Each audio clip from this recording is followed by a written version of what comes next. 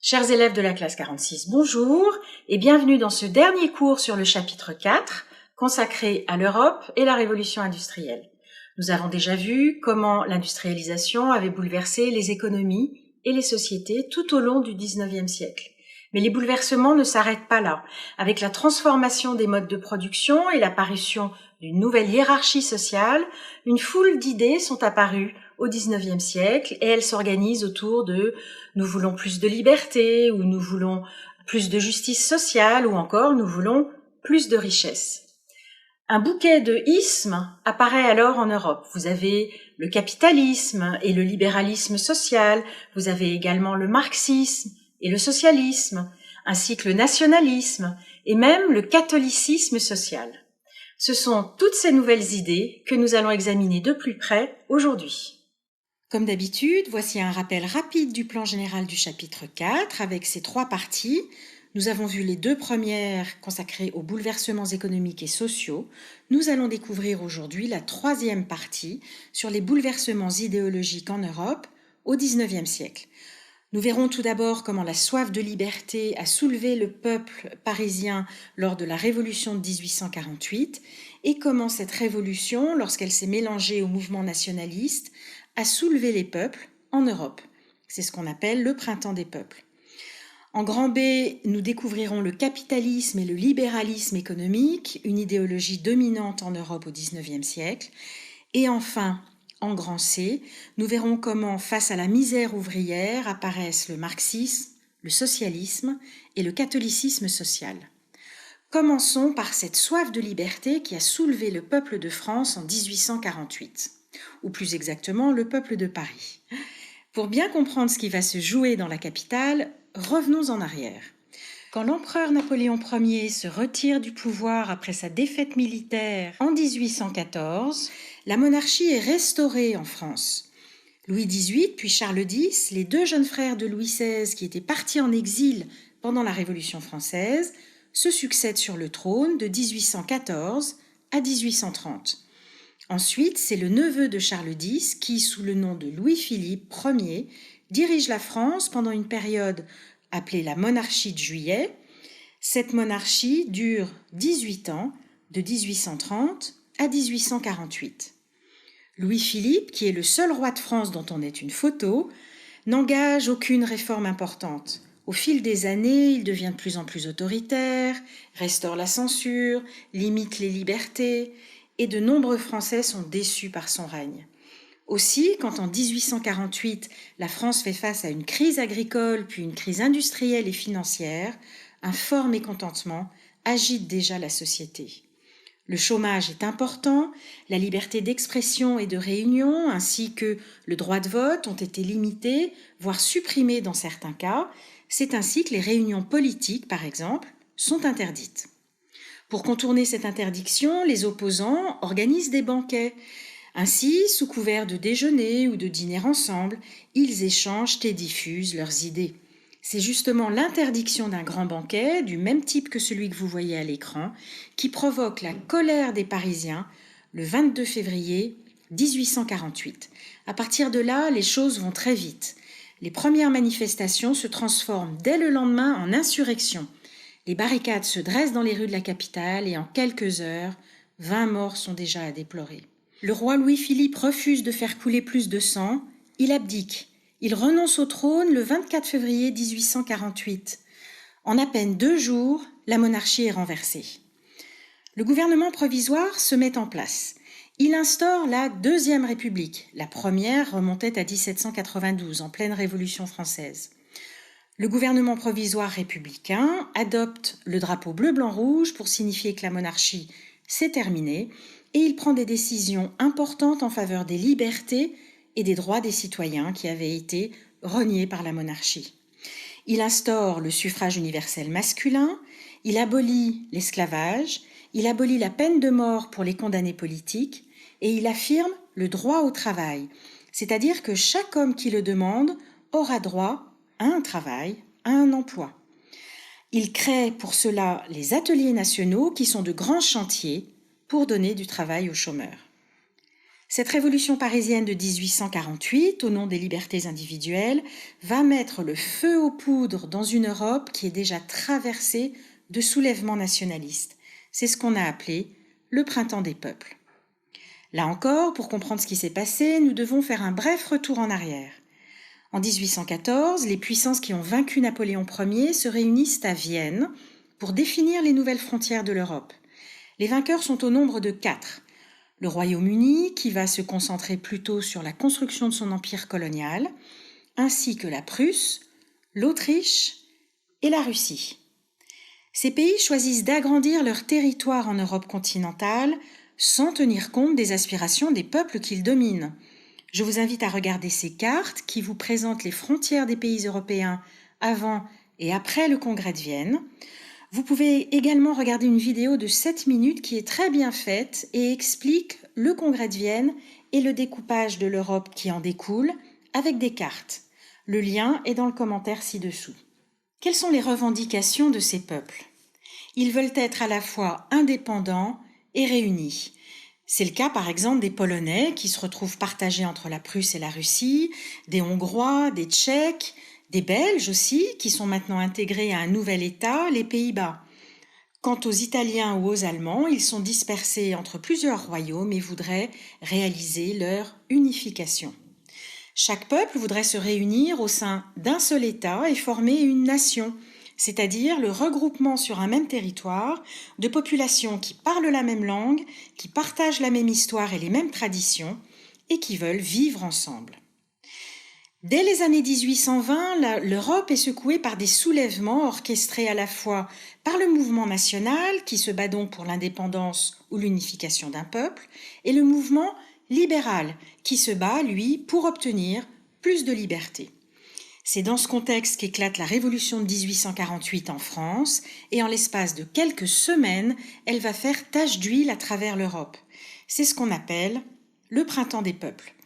Des révoltes éclatent en Autriche, en Prusse, en Italie, et de nombreuses villes se soulèvent, comme Vienne, Prague, Varsovie ou Rome. Mais ces révoltes seront toutes durement réprimées et feront de nombreuses victimes. Si les idées de liberté progressent, si certains dirigeants doivent quitter leur poste, il reste qu'aucune monarchie, aucun empire n'est renversé. Simplement, l'Italie en 1870, puis l'Allemagne en 1871 réussiront leur unité. La Grèce également, de son côté, obtiendra son indépendance de l'Empire ottoman. Le nationalisme n'est pas le seul courant de pensée à s'affirmer au XIXe siècle. Des idéologies économiques, sociales, politiques naissent avec l'âge industriel. Vous en avez étudié certaines en prévision de ce cours. Nous allons découvrir maintenant le capitalisme et le libéralisme économique, une idéologie majeure au XIXe siècle. L'industrialisation entraîne l'apparition d'une nouvelle organisation de l'économie qu'on appelle le capitalisme. Je vous demande souvent de reconnaître un mot à l'intérieur d'un autre. Ici, c'est le mot capital que vous retrouvez dans capitalisme. Nous définissons le capitalisme comme un système économique qui repose sur la propriété privée du capital et sur la recherche du profit. 3 mots sont importants ici: capital, privé et profit. Tout d'abord, le capital. Nous l'avons vu dans la première partie de ce cours. Le capital se définit comme l'argent, le matériel nécessaire pour créer et faire fonctionner une entreprise.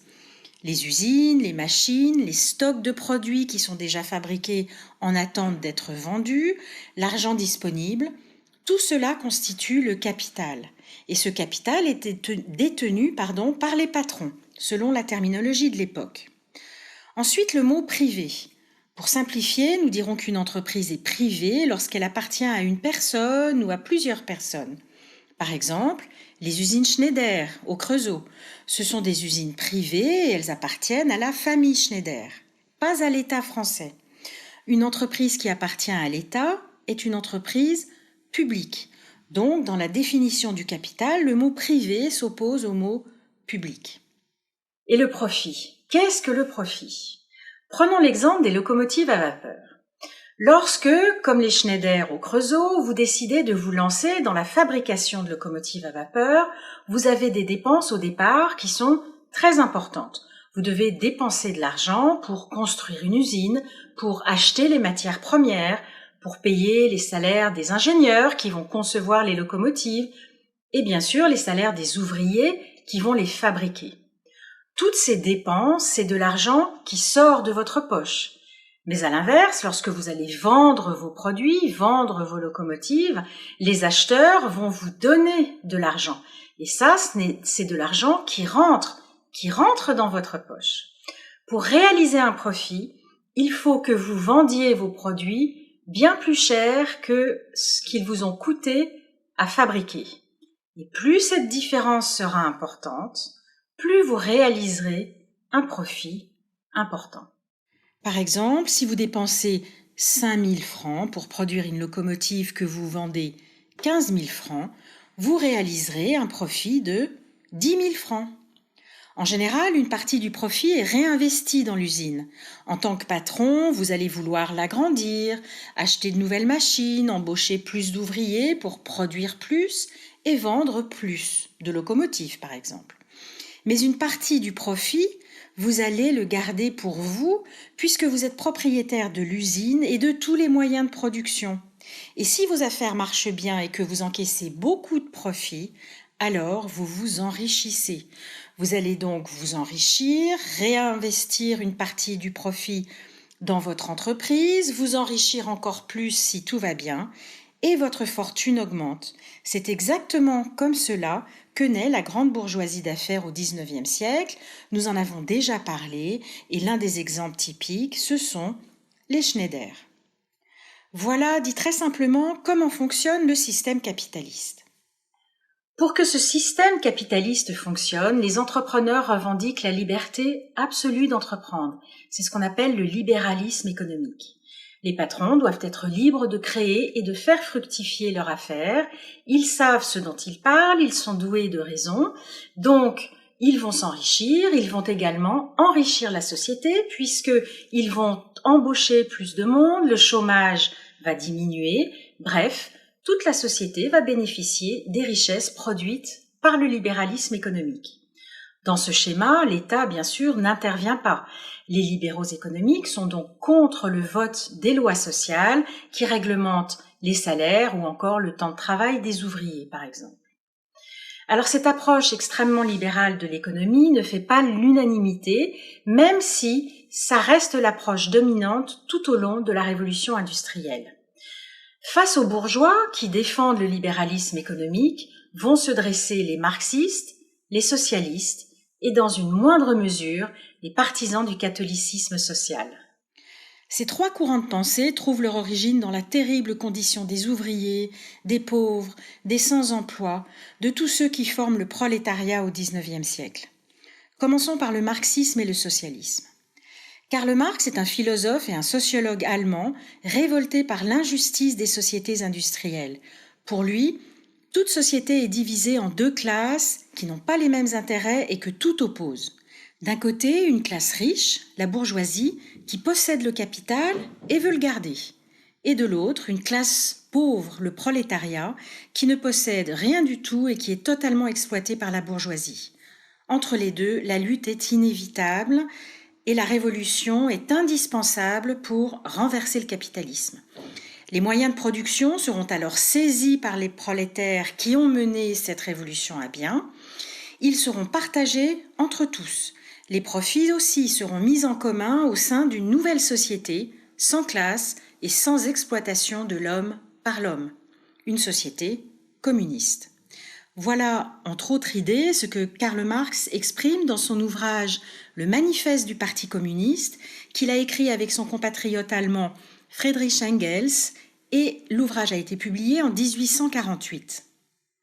C'est l'obligation de faire la révolution qui sépare les communistes des socialistes.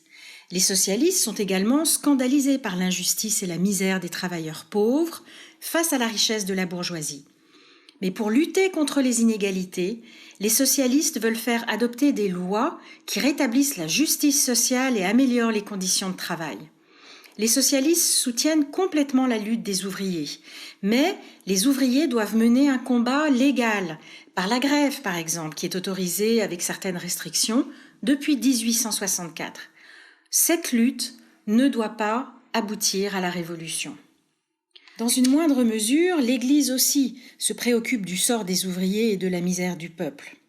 L'Église catholique est pourtant traditionnellement proche du pouvoir, mais le 15 mai 1891, le pape Léon XIII signe une lettre publique destinée aux évêques. Ce type de lettre s'appelle une encyclique.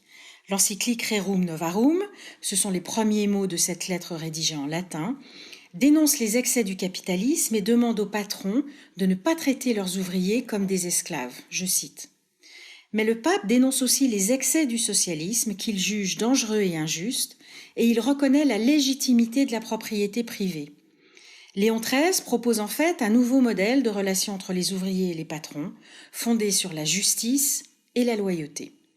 L'encyclique Rerum Novarum devient la charte du catholicisme social et sera dans l'ensemble bien reçue par le clergé, dont une partie était déjà témoin de la misère sociale. Et d'ailleurs, bien avant 1891, l'Église catholique est à l'origine de plusieurs projets pour soulager la misère des plus pauvres. Avant de conclure sur ce grand chapitre, je vous laisse découvrir la trace écrite de la troisième partie. Elle est sur 3 diapositives différentes. Vous pouvez recopier la trace écrite en mettant cette vidéo sur pause ou l'imprimer à partir d'École Directe, rubrique cahier de texte, contenu de séance de ce jour, lundi 27 avril. Voici le lexique à compléter en vous inspirant du cours, du manuel et si besoin d'Internet. Et vous avez également un travail à faire. Vous devez compléter le lexique et rédiger le développement construit indiqué page 114 du manuel. Vous y trouverez d'ailleurs de l'aide pour rédiger votre développement construit. Vous n'avez volontairement pas de cours cet après-midi. Rédigez votre développement construit à ce moment-là et essayez de respecter le temps d'un DST, c'est-à-dire grosso modo 1 heure. J'attends de vous une excellente présentation avec des alinéas et des lignes sautées au bon endroit, un plan bien structuré, une introduction qui annonce le plan sous la forme d'une question, bref, tout ce que nous avons vu dans les 2 cours de méthodologie sur le développement construit. Le chapitre 4 sur l'Europe et la révolution industrielle est maintenant terminé. Vous l'aurez compris, le 19e siècle est une période tout en contraste. D'un côté, les conditions de vie misérables des ouvriers et des plus pauvres jettent une ombre terrible sur l'industrialisation. Et d'un autre côté, la modernisation galopante et l'amélioration des conditions de vie des classes moyennes déboucheront à la fin du siècle sur ce qu'on a appelé la Belle Époque. Une époque qui ne se terminera qu'avec le déclenchement de la Première Guerre mondiale en 1914. La Belle Époque est synonyme de lumière, de promenades sur les grands boulevards, de bals populaires et d'une créativité artistique foisonnante. Les expositions universelles sont alors très en vogue. Dans une ville, comme par exemple Paris, des millions de visiteurs peuvent venir découvrir des nouveaux produits, des nouvelles technologies, des architectures différentes, des peuples venus du monde entier. La Tour Eiffel domine Paris depuis l'exposition universelle de 1889, qui célébrait le centenaire de la Révolution française, et c'est avec l'exposition universelle de 1900 que je voudrais conclure cette intervention. Je vous propose de découvrir un petit film composé exclusivement d'images d'époque, et vous serez transporté dans le Paris de 1900. Vous y découvrirez le palais de l'électricité, cette source d'énergie nouvelle et miraculeuse. Vous y verrez également la manière dont les gens s'habillaient à l'époque, tous ces visiteurs venus des 4 coins du monde. Et puis, vous verrez aussi l'exotisme des peuples coloniaux. Et ça tombe bien puisque notre prochain chapitre est justement consacré à la conquête coloniale. Donc, bonne découverte de ce petit film, bon voyage à travers le Paris de 1900. Portez-vous bien. Et à très bientôt.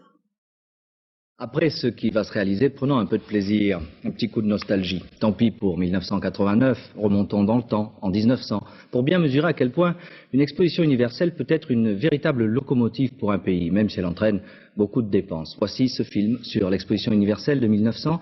C'est un film de montage conçu et réalisé par Marc Allégret et il a été tourné par l'équipe de Louis Lumière, belle affiche, avant de découvrir les bâtiments construits à l'occasion de cette exposition, passant par les Champs-Élysées, qui était déjà la plus belle avenue du monde, et qui, durant toute l'exposition de 1900, fut l'artère la plus fréquentée du monde.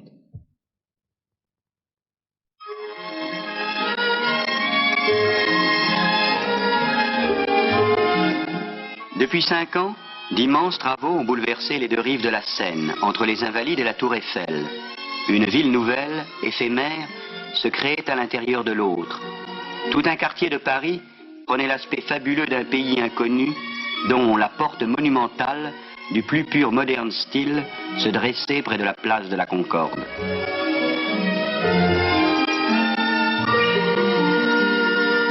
Près du pont Alexandre III qui vient d'être terminé, s'élèvent deux constructions monumentales qui resteront à Paris les seuls vestiges des fastes de l'exposition, le Grand et le Petit Palais.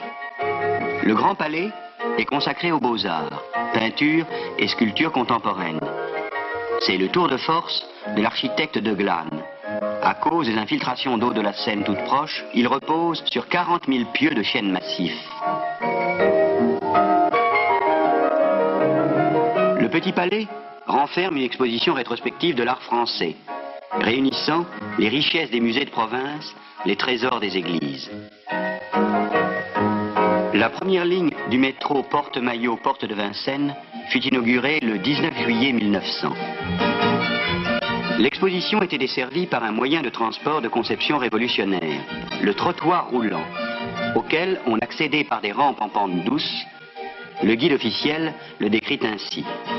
Il consiste en deux planchers mobiles parallèles, dont l'un, le plus large, roule à une vitesse de 8 km et demi, et l'autre de 4 km et demi. On passe à volonté et sans aucun danger de l'un à l'autre. Sur la gauche, une jeune femme inexpérimentée va tenter de passer d'une plateforme à l'autre sans perdre sa dignité.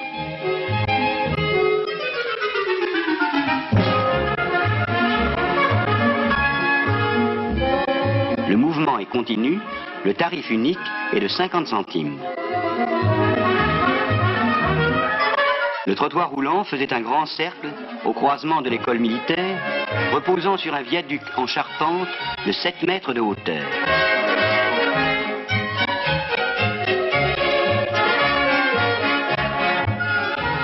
Un train électrique, plus rapide, passe à l'arrière-plan, tandis qu'au premier plan, le trottoir défile en sens inverse. Au loin, les voyageurs sur la plateforme mobile s'éloignent par la venue de la motte piquée.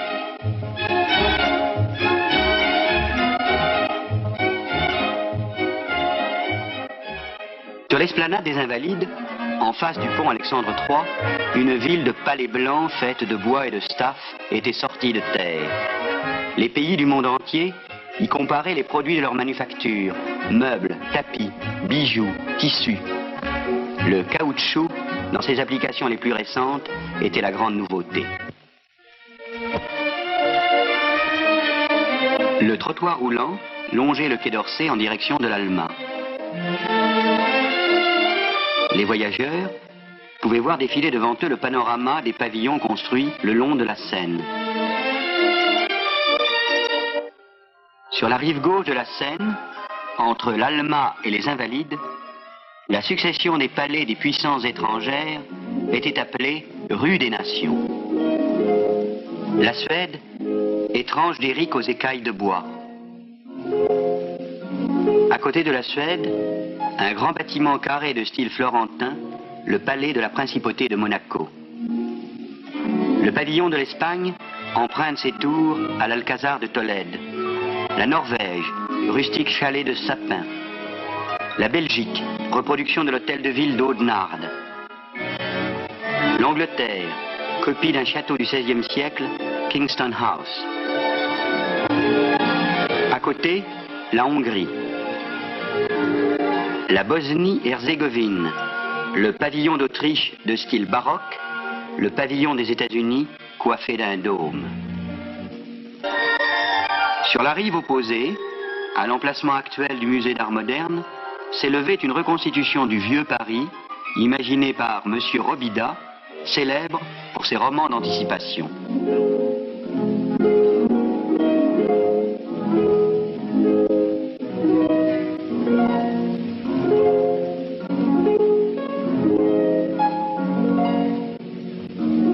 Très loin de là, un grand village suisse avait été reconstitué entre l'avenue de Suffren et la Motte-Piquet.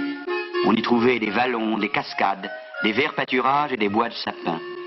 Des divertissements folkloriques étaient donnés dans ce paysage enchanteur, recréé par le stuc et le ciment.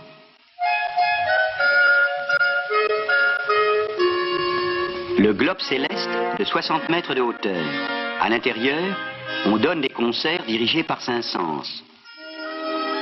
Avenue de la Bourdonnais, la plateforme passait devant les immeubles à la hauteur des fenêtres du premier étage, provoquant des incidents dont Courteline s'inspira pour sa pièce, l'article 330. Les nombreux palais de la grande industrie et de la production agricole s'étendaient sur le champ de Mars, de l'école militaire à la Tour Eiffel.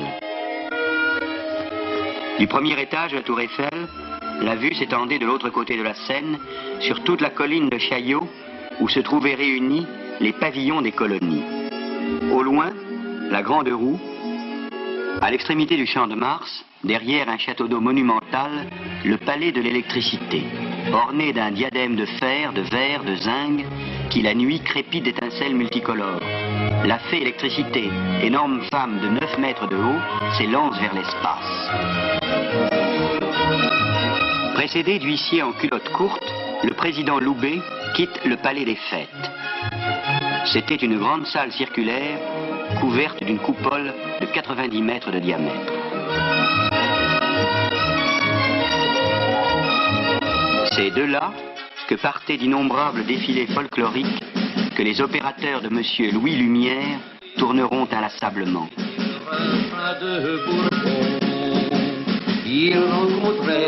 La fête du vin. Et trouvait toujours le vin bon. Ses maîtresses étaient... La femme est reine de toutes ces fêtes. Reine des fleurs, reine des parfums, reine des rêves qu'emportent les touristes, toujours dans le style de la vie parisienne. Mais que symbolise ce dernier cortège précédé d'un mythe?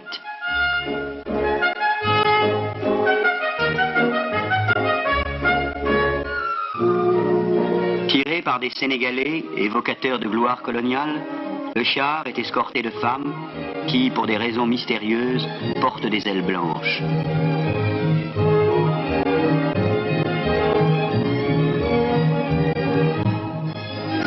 Des jardins, des parterres fleuris, des fontaines entouraient la Tour Eiffel. À l'arrière-plan, à droite, l'imposant pavillon des machines.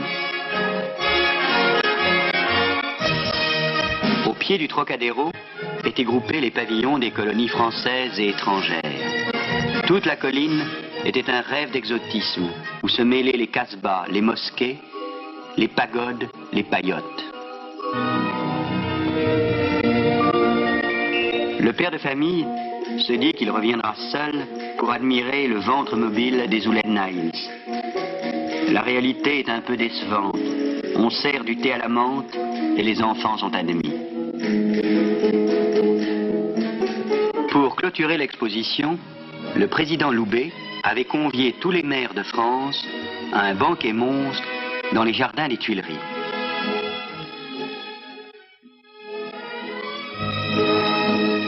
Mais nous ne pouvons avoir pour ces images uniquement la tendresse amusée qu'on porte aux albums de famille.